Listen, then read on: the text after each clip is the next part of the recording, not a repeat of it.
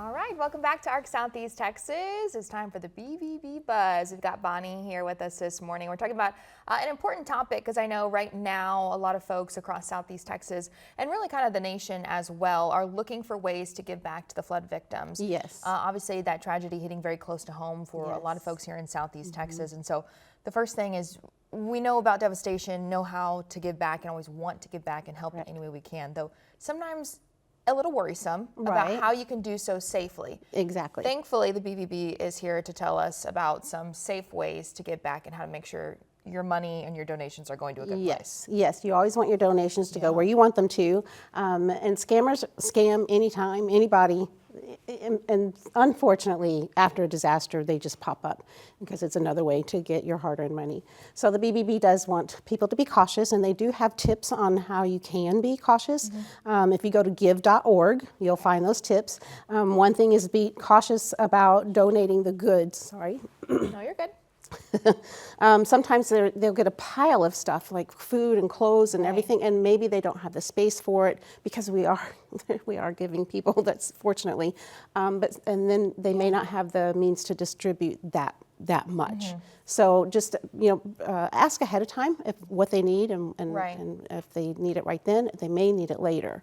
Another thing is find out what the needs the charity is addressing. Are they addressing the food and the clothing, or is it other needs? Do they just need monetary donations? Maybe that will work better for them.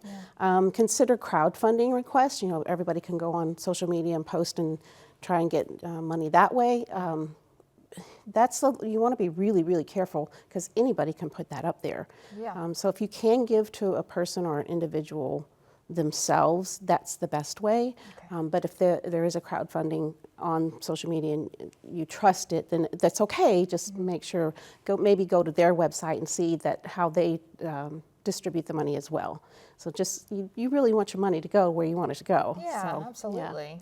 And another one is recognize the phase of the disaster relief. In the beginning, people, like I said in the beginning, the first 72 hours generally is where people really just jump in. And especially a disaster like we've had, that's going to be ongoing. Those needs are going to be ongoing for a long, long time. So consider maybe waiting until you really know what they need later on. So, and then verify the charity's trustworthiness on the give.org. You can find out if they're accredited with the BBB. They also have a list of charities that have made it known that they are specifically helping with the flood victims. And so there's a list of those charities as well. And if you go and click on the one, and you can see how they're distributing, how they're collecting.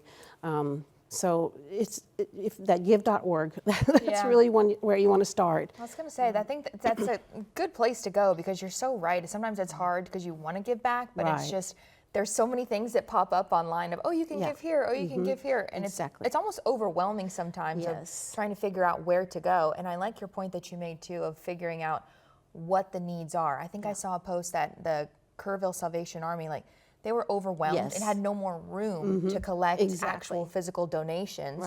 And so they were asking people to kind of hold off on that and do more monetary donations because the timeline definitely changes in situations like this because immediately they need clothes, water, volunteers, stuff like that. But it evolves over time. So this is a good place to go to check it all out. Yes, and there's links there too to help you, to help you figure out which ones are specifically for this disaster or another disaster. There's disasters everywhere, unfortunately. So, but I'm glad that we are giving people. Certainly, and so, but we want our money to go where we want it to go, not in somebody's pocket. There's the scammers.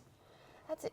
They don't care, They right? don't care. They don't care. They're there to kind of prey on your vulnerability and your need and desire to give back. And it doesn't matter that it's a tragedy for you or your community. They're just looking for an opportunity to make an extra buck. So if you find yourself in that situation, of course, where you think a scam's going on, report it to the BBB. Absolutely, every time. Yes. So you can get it looked at. Yes, and then it gets reported out there, and people will know about it, and they won't be taken. So Okay, so give.org, best place to go. Check all out check out all those tips and places that you can give back and make sure that you are giving back. And also BBB.org also has good information always as well. So we thank you for stopping by and giving us information that's certainly important to what we got going on right now. Yeah, so we sure do. Thank you very much. And our hearts go out to them. Absolutely. Yeah, we'll be continuing our coverage with that as well and ways that you can give back. So.